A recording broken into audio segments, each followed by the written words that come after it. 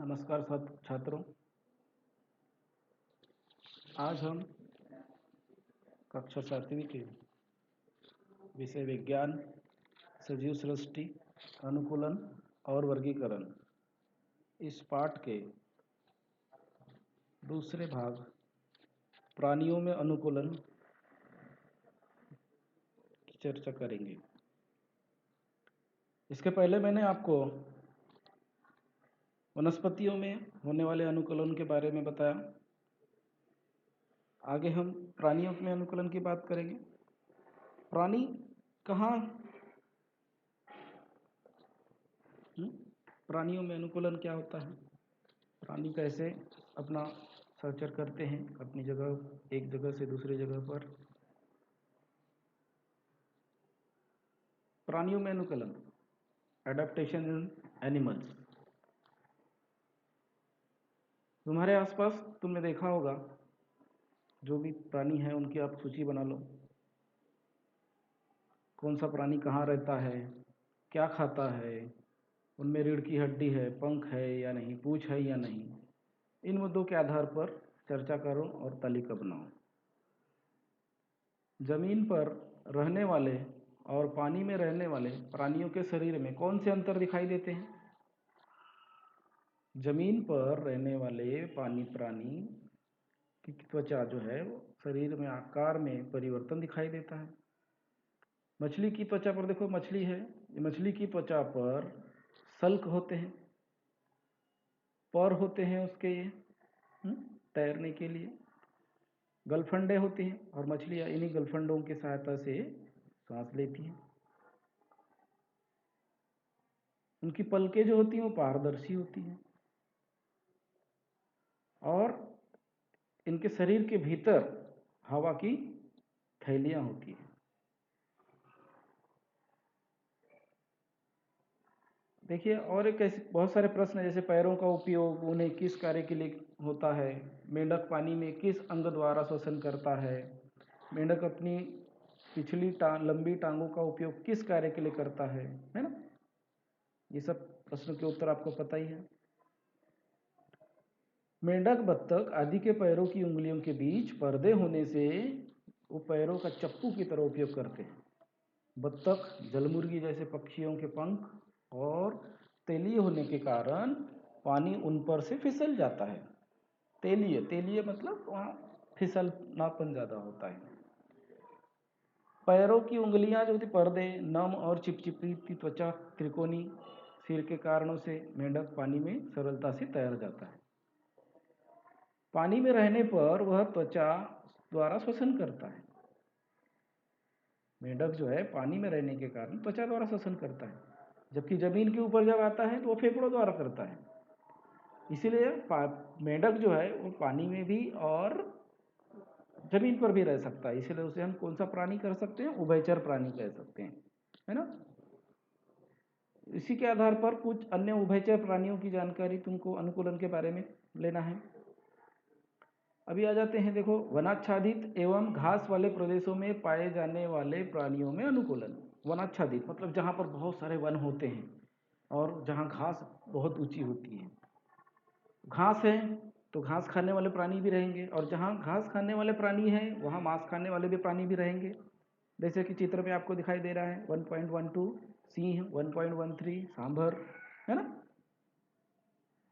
तो शेर के बारे में कैसे पता है? शेर के पैरों के तलवे कैसे होते हैं? गद्दीदार होते हैं।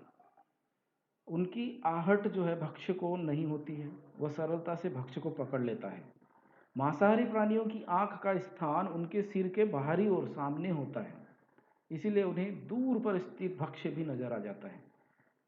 उसके विपरीत शाकाहारी प्राणियों का क्या होता है?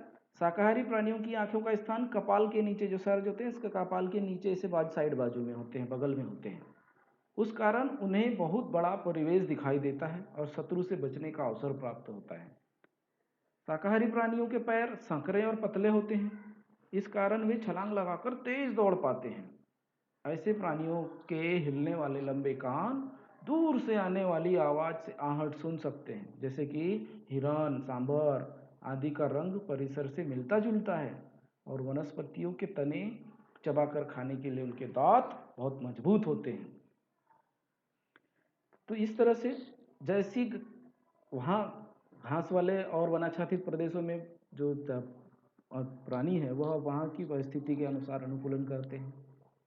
मरुस्थलीय मतलब जहाँ पर वर्षा बहुत कम होती है, ऐसे प्रदेश को हम डेजर्ट्स कहते हैं। Adaptation the desert animals. मरुस्थलीय प्रदेश में क्या होता है, पानी अत्यंत अभाव होता है उसमें।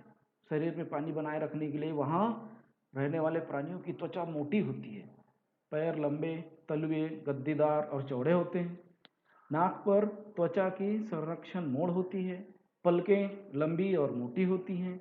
मरुस्थलीय प्रदेश के चूहे, सांप, मकड़ियाँ, गिरगिट जैसे प्राणी जमीन में गहरे बिल गिनाकर रहते हैं।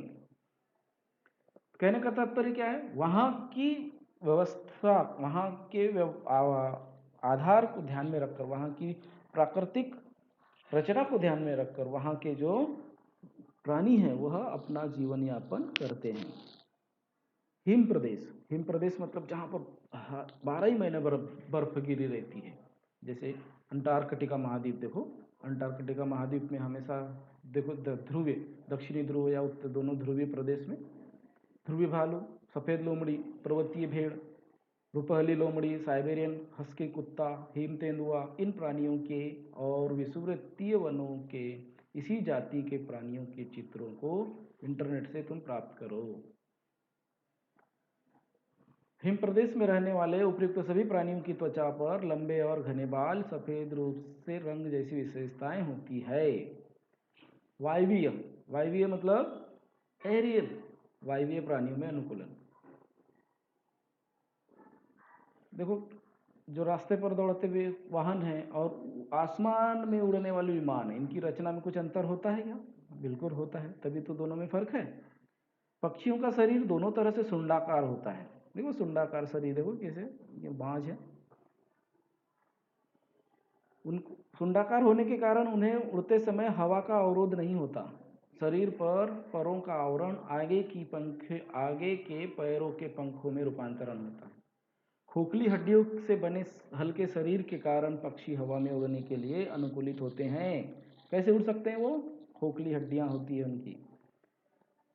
कीटकों का शरीर भी सुंडाकार और हल्का होता है, पंखों की 2 जोड़ियां और 6 पतले पैर। ऐसी रचना के कारण कीटक हवा में उड़ सकते हैं। उन्हें चलते हुए भी तुमने देखा ही होगा। चमगादड़ के पैरों में उंगलियों के पर्दे होने के कारण वह उड़ सकता है। तुम्हारे परिसर के विभिन्न पक्षियों और कीटकों की तुमको निरीक्षण करना है। सरीसृप मतलब जो चल नहीं पाते, रेंगते हैं, उन्हें हम सरीसृप प्राणी कहते हैं। वो कैसे अनुकूलन करते हैं? सांप, केंचुए कैसे रेंगते हैं, देखा ही होगा आपने। इसका तुम निरीक्षण करते हो। रेंगते समय वे किन अंगों का उपयोग करते हैं? क्या उस हेतु कुछ विशेष परिवर्तन हुए दिखाई देते हैं?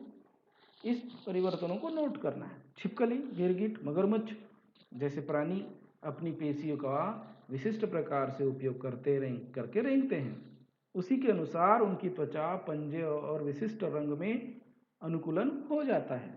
जैसे छिपकली और गो के पंजे नाखून युक्त एवं पतले होते हैं और सांप की त्वचा सल्क वाली होती है। देखो ये 1.7, ये छिपकली, सांप, कछुआ। तो प्राणी जो है वह अपने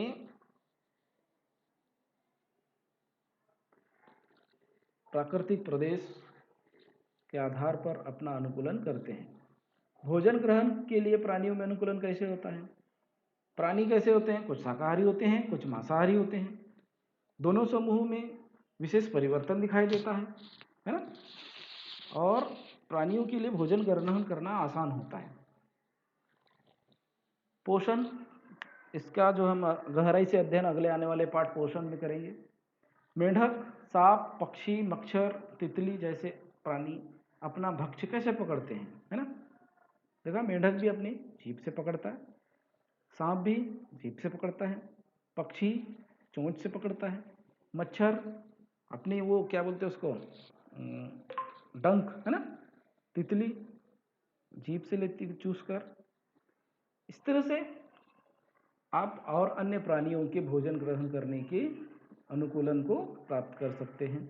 ये तालिका आपको इंटरनेट के माध्यम से पूर्ण करके भेजनी है। तीक्ष्ण रंदन, देखो तीक्ष्ण रंदन शेर है, सिंह है। अनुकूलन का उपयोग क्यों करते हैं? वो मांस फाड़ने के लिए करते हैं।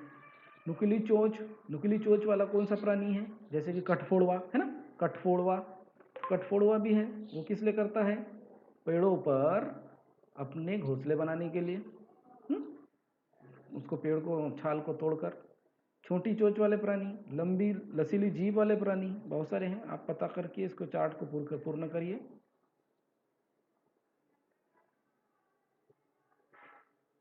परिसर समरूपता के लिए प्राणियों में अनुकूलन। परिसर मतलब समरूपता, परिसर में जो भी समरूपता होती है उस समरूपता में प्राप्त होने वाले वो ठीक है ना, अनुकूलन। उसके बाद आ जाता है आपका अनुकूलन क्या है? वनस्पतियों पर घास या वृक्षों के तनों पर रहते समय उनका शरीर भी उसी रंग का हो जाता है। परिसर समरूपता, वो जिस परिसर में रहते हैं उस परिसर में वो ढल जाते हैं। अधिवास के अनुसार, भौगोलिक परिस्थितियों के अनुसार विशिष्ट परिवेश में जीवित रहना, प्रजनन द्वारा स्वयं का अस्तित्व बनाए रखना, भोजन प्राप्त करना, शत्रु में से स्वयं का रक्षण करना, ऐसे अनेक कारणों के लिए शरीर के अंगों एवं क्रियाओं में होने वाले परिवर्तनों को अनुकूलन कहते हैं। क्या ध्यान में रखना है? अनुकूलन तुरंत होने वाली प्रक्रिया नहीं है, यह प्रक्रिया निरंतर होती रहती है। हजारों वर्ष पूर्व के प्राणियों और वर्तमान समय के प्राणियों के शरीर में दिखाई देने वाला परिवर्तन परिस्थिति अनुसार होने वाला अनुकूलन ही है। इस विविधता का रक्षण करना हमारा कर्तव्य है। देखो, उत्क्रांति का सिद्धांत चार्ल्स डार्विन इन्होंने दिया था। क्या है उत्क्रांति का सिद्धांत? जो सजीव जीवित रहने के लिए सर्वाधिक सक्षम होते हैं उनके जीवन की संभावना सर्वाधिक होती है। इसे ही कहते हैं कि ना, जो सक्षम रहेगा वो जीवित बचेगा का सिद्धांत कहते हैं, है ना। इसे डार्विन का पहला सिद्धांत कहते हैं। अगर कोई सजीव उसे फायदेमंद साबित होने वाली विशेषता लेकर जन्म लेता है और टिक पाता है तो उसकी अगली पीढ़ी भी उसके समान बनती है। इसे ही डार्विन का दूसरा सिद्धांत तथा प्राकृतिक चयन का सिद्धांत कहते हैं। आगे बढ़ते हैं सजीवों के वर्गीकरण के पर। सजीव का वर्गीकरण कैसा, मतलब सजीव जो होते हैं उनको किस तरह से वर्गीकरण किया जा सकता है? सजीवों के वर्गीकरण को अनेक वैज्ञानिकों ने अपने अपने दृष्टिकोण से उनको बांटा है। तो यहाँ पर एक पदानुक्रम दिया गया है। देखिए, पदानुक्रम जैसे सृष्टि, फिर उसके बाद आता है संघ, उसके बाद आता है वर्ग, उसके बाद उसका क्रम, फिर उसका परिवार, फिर उसका वंश और उसकी जाति। इस तरह से उसको पदानुक्रम के आधार पर उसको बांटा जाता है। एक प्रकार है कार्ल लिनियम का द्विनाम पद्धति। कैसे वर्गीकरण करते हैं? देखो, द्विनाम पद्धति मतलब किसी भी प्राणी का या वनस्पति का दो नामों से उसको विभाजित किया गया है। एक है उसका एक्चुअल नाम और एक है उसका वैज्ञानिक नाम, है ना। दो नाम की संज्ञाएं दी जाती है ना। एक तो उसको अंतर्राष्ट्रीय नाम के आधार पर भी नियमानुसार उसे सजीव को द्विनाम पद्धति से वैज्ञानिक नाम दिए गए हैं। एक ही जाति के सभी सजीवों में इतनी समानता होती है कि उनमें रंग, ऊंचाई, पूंछ की लंबाई जैसे कुछ भेद होते हुए भी संकरण होता है और प्रजनन और वंश वृद्धि हो सकती है। उदाहरण के लिए विश्व की सभी बिल्लियां एक ही प्रजाति में आती है। उसी प्रकार प्राणियों में मुर्गी, गाय, कुत्ता आदि तथा वनस्पतियों में आम, मक्का और गेहूं, ये सब जो है एक ही प्रकार की वनस्पतियां हैं, परंतु उसमें भी वनस्पति प्राणी है, परंतु उसमें भी विभिन्न प्रकार के उनको नाम दिए गए हैं। कुछ उनका नाम दिया है कुछ, और कुछ उसका वैज्ञानिक नाम दिया है। जैसे आप क्या जानते हो क्या? कुत्ता को कैनिस फैमिलियरिस वैज्ञानिक नाम दिया गया है। गाय को बोस टाउरस नाम दिया गया है, वैज्ञानिक नाम। गुड़हल का जो पेड़ होता है ना, उसको हिबिस्कस रोजा राइसिनिस ऐसे नाम दिया गया है। और ज्वार को वैज्ञानिक नाम दिया गया है सोरघम वल्गेर। और इस तरह आप सभी क्या कर सकते हैं, इसी प्रकार और ऐसे अन्य सजीवों के चाहे वो वनस्पति हो चाहे वो प्राणी हो, उनके वैज्ञानिक नाम ढूंढकर आप उसकी सूची बनाइए, कम से कम 10 से 20। ठीक है, स्वाध्याय हल कर लीजिएगा। स्वाध्याय हल करने के लिए देखिएगा मैं थोड़ा सा मार्गदर्शन कर देता हूँ आपको। पहला है जोड़िया बनाओ। जोड़िया है, कमल है, कमल क्या हो सकता है, पानी में रहने के लिए अनुकूलित होता है। घृत कुमारी का क्या है, घृत कुमारी का है रेगिस्तान में रहने के लिए अनुकूलित है। अमरबेल अन्न ग्रहण के लिए आवश्यक जड़ें होती है इसमें। घटपर्णी, घटपर्णी जो फूलों पत्तियों और कीटकों को आकर्षित करती है। अब इस परिच्छेद को पढ़ो और नीचे दिए गए प्रश्नों के उत्तर लिखो। अब प्रश्न के उत्तर आप किस प्रकार से दे पाओगे, जब आप अनुकूलन को अच्छे से, तो सभी हिम प्रदेश में रहने वाले कैसे अनुकूलन करते हैं उसकी मैंने बताया, उस आधार पर था। मेरी त्वचा मोटी सफ़ेद रंग की और उसके नीचे चर्बी का आवरण किन कारणों से होता है, क्योंकि वह बर्फीले प्रदेश में रहता है ना, इसलिए। हमेशा झुंड में एक दूसरे चिपक कर क्यों रहते हैं, ठंड ज़्यादा होती है इसीलिए वो गर्मी पैदा करने के लिए एक साथ झुंड से चिपक कर रहते हैं। ध्रुवीय प्रदेश के स्थायी रूप में रहने के लिए तुम कौन से अनुकूलन को होना चाहिए और क्यों, ये आपको बताना है। मैं कौन से भौगोलिक प्रदेश में रहता हूँ और क्यों, ये आपको ही बताना है। ठीक है, मैं कौन झूठ बोल रहा है, देखो मुर्गी, मेरी उंगलियां त्वचा से जुड़ी होती है, बिल्कुल होती है। नागफनी, मेरा मासल हरा भाग पत्ती है, बिल्कुल नागफनी में आता है। तिलचट्टा, मेरे 5 पैर, नहीं, ये वाला गलत है, अगलत है। ठीक है, नीचे कुछ वाक्य पढ़कर वाक्य के आधार पर अनुकूलन संबंधी परिच्छेद लिखना है। परिच्छेद लिखना है, परिच्छेद समझना है, कोई भी एक परिच्छेद लिखना है छोटा सा 3-4 वाक्यों का।